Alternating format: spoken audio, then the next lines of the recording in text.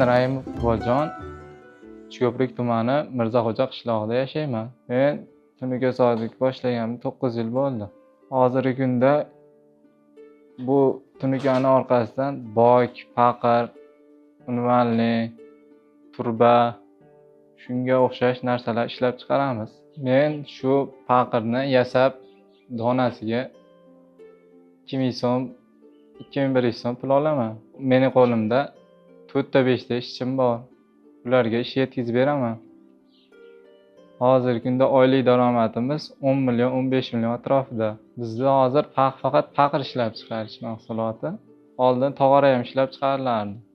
Hozir uni chiziladi, chizib, qiyib, kantopkadan o'tadi. Kantopkadan keyin chirmaymiz. Chirmagandan keyin tirnoq ochiladi. Tirnoq ochilgandan keyin tayligini tayyorlanadi. Pechat ishlab uriladi, uni keyin tay qoplanadi. Tay qoplangandan keyin uni yo'l o'tkaziladi. Yo'l o'tkazilgandan keyin teshiladi. Teshilgandan keyin quloq qo'yiladi. Quloq qo'yilgandan so'ng simini uzib, o'rab tayyorlab turib, bukib, buni bog'ini o'tkazib laklanadi.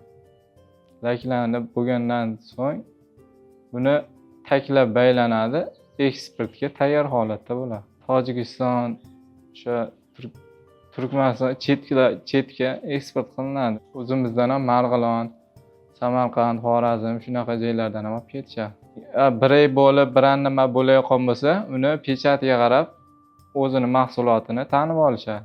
U paqirni agar boshqasiniki bo'layotgan bo'lsa, u meni mahsulotim emas, bu boshqani mahsuloti deb qaytarib yuborishadi. Alohida uni harflar bo'ladi. U boshqani mahsulotidan ajralib turish uchun harflar bilan. Mana shu pechatni olib kelinadi. Agar bizning mahsulotda faqat shunaqa pechat bo'ladi. Bizning mahsulotligini bildirib turadi. Agar bizning pechatdan bo'lmasa, bu mahsulotni qaytarib yuboriladi. Boshqani mahsulotini biz olmaymiz. Chizib qiyilishi, sifatiga qaralmasa, u paqir biray bo'lib qolishi mumkin. Chizib qiyilishida e'tiborliroq bo'lish kerak. Shunda agar e'tiborsiz bo'lib chizib qolib ketsa, u paqir shtabga tushmay qolishi mumkin. Chekkasida bo'rt chiqib qoladi u. O'sha chiqib qolganning hisobiga tayli yaxshi yopilmaydi. Tirnog'i chiqib qolsa ham suv qo'yib yuboradi.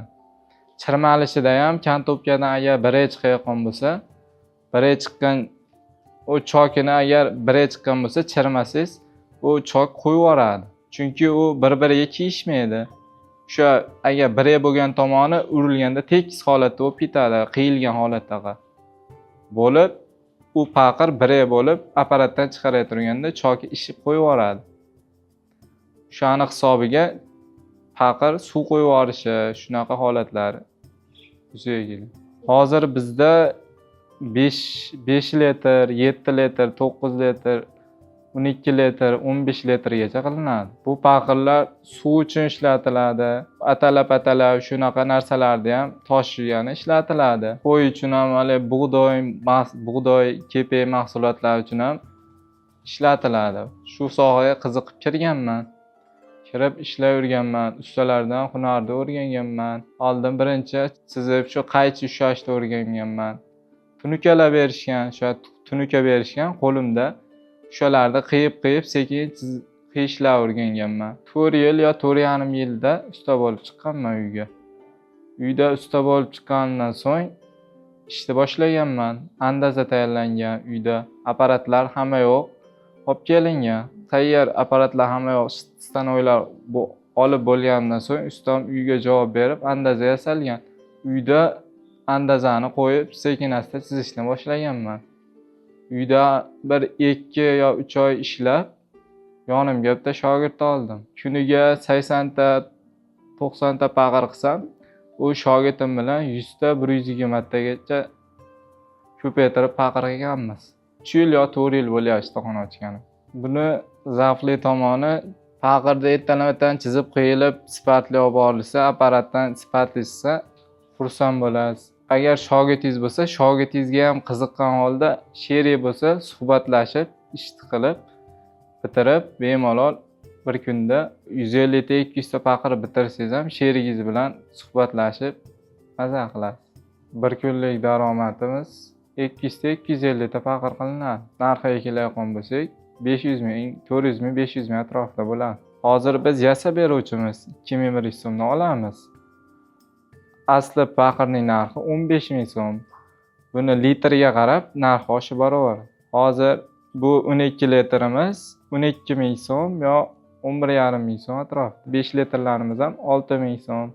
7 litrlarimiz 8 ming so'm. O'sha litriga qarab oshib boraveradi. Biz yasab beramiz. 500 ming so'm pul olamiz. Oylik daromadimiz 15 million so'm bo'ladi. O lak zaklubkalarga chiqarib yuborsak 3-4 million, 5 million so'm chiqib ketadi.